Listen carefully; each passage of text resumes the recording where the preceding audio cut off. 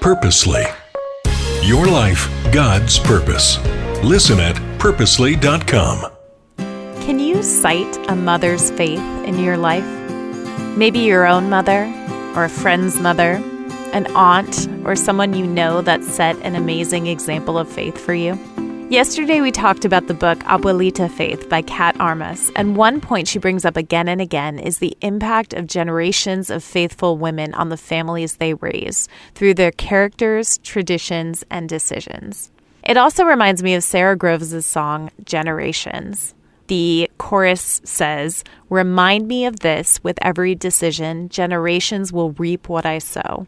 I can pass on a curse or a blessing to those I will never know."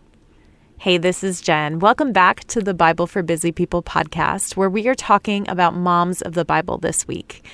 And there are some incredible examples in Scripture. We also want to recognize that this can be a complicated week for a lot of women. And right now, at this moment, we want to give space to those women who have had complicated relationships or a lack of relationship with the moms in their history. I wonder if maybe you're the one who is breaking generational curses in your family. Maybe you're adopted, like Moses was in the story we'll read today, or adoption is part of your family's story. We hold space for you today. So today we're continuing the story we started yesterday, in the time when the Israelites were enslaved in Egypt. After Shiphrah and Puah, the Hebrew midwives, courageously deceived the Pharaoh of Egypt, who had ordered them to kill all the Israelite baby boys after they're born, Pharaoh commands the people to throw baby boys into the Nile. And that's where we pick up today with this order over the oppressed Israelite women. This is in Exodus 2, verse 1. It says, "Now a man of the tribe of Levi married a Levite woman, and she became pregnant and gave birth to a son. When she saw that he was a fine child, she hid him for 3 months. But when she could hide him no longer, she got a papyrus basket for him and coated it with tar and pitch.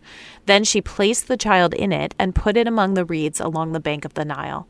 His sister stood at a distance to see what would happen to him. Then Pharaoh's daughter went down to the Nile to bathe, and her attendants were walking along the river bank. She saw the basket among the reeds and sent her female slave to get it. She opened it and saw the baby. He was crying, and she felt sorry for him. 'This is one of the Hebrew babies,' she said. Then his sister asked Pharaoh's daughter, 'Shall I go and get one of the Hebrew women to nurse the baby for you?' 'Yes, go,' she answered. So the girl went and got the baby's mother. Pharaoh's daughter said to her, 'Take this baby and nurse him for me, and I will pay you.' So the woman took the baby and nursed him. When the child grew older, she took him to Pharaoh's daughter, and he became her son. She named him Moses, saying, 'I drew him out of the water.'"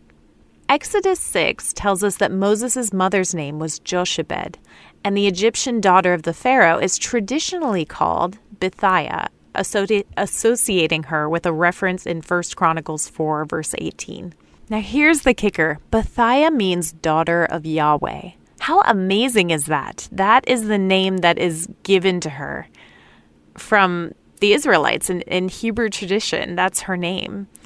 And I wonder why. I wonder why they attributed that name to her. Maybe it was her faith and her response to this opportunity that God gave her to adopt this Hebrew baby boy who would someday save the Hebrew people and deliver them out of Egypt. I don't know, but I just think that's really cool that that's the name that was attributed to her. And you can see the notes for the article from the Jewish Women's Archive in the show notes. So one of the first things that stands out to me in this story is that Jochebed hid her baby for 3 months. Now, I know she was in a desperate situation, and this was what she had to do. But in my mind, having had 3 kids who all at their time were very loud as babies are, it doesn't even seem possible to me. I don't know how she was able to do that for even that long.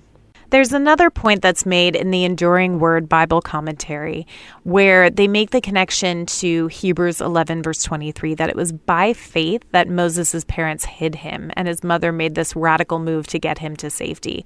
They saw something that maybe nobody else could have seen. And obviously they loved their son and they wanted to protect him. But there was an element here of faith that there was more to this story, that he was meant to be here. I don't know quite what that faithful prompting was, but there was something that they knew about obeying God and getting Moses out of this situation. They also made the note in this commentary that Jochebed did what Pharaoh had ordered. She put her baby in the Nile. I just thought that was interesting, that truly maybe she even saw his orders and made the decision based on that. Like, wait a minute, maybe that is the deliverance. I don't know, but she must have been a clever woman. It's also interesting, too, that the word for papyrus basket, it's the only other place it's used in the Bible is describing the ark built by Noah. So in those two situations, not only were those people saved through this vehicle, this boat-like contraption, but also generations would be saved after them. It was not only the people on the boat, but the people who had come after them that were saved as well. Now, next up, Bithiah saw Moses and had compassion on him.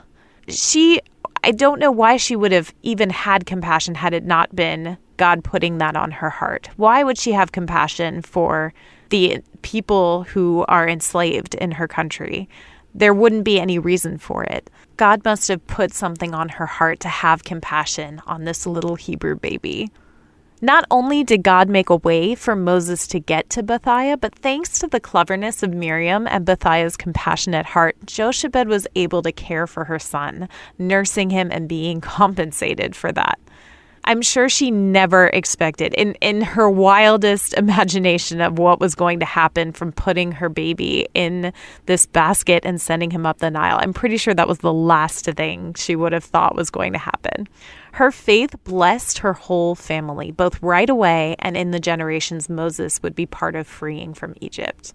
And I don't know about Bithiah's faith. I don't know what she believed, but surely she chose an act of faith in adopting this baby. Surely there had to be some really uncomfortable conversations in Pharaoh's household when she brought home a Hebrew baby. These two women show incredible examples of faith. And my question for you to end this out today is, how are you passing on a legacy of faith? What would that look like for the people in your immediate family and beyond? Think about that today, and I will chat with you again tomorrow about another mom of the Bible. Thank you for listening to The Bible for Busy People. If you need prayer or want to go deeper in your faith, visit our show notes. Will you take a moment to share with a friend and leave a review? It helps the Bible get into even more people's minds and hearts.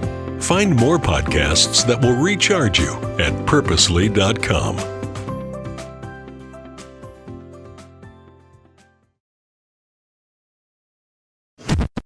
Thanks for listening. We just wanted to take a minute to let you know that just like you and your family, Purposely is also part of a family, the Krista family of ministries. Krista helps kids and teens learn and grow in their faith at King Schools and Miracle Ranch Camp. And Krista shares Jesus with people in the poorest, most remote places through World Concern. Krista Senior Living is a community of love and care, and Krista Media is a place of hope on the radio. God is changing lives through these 5 ministries, and Krista is on mission to share the good news of Jesus. To learn more, visit Krista.org.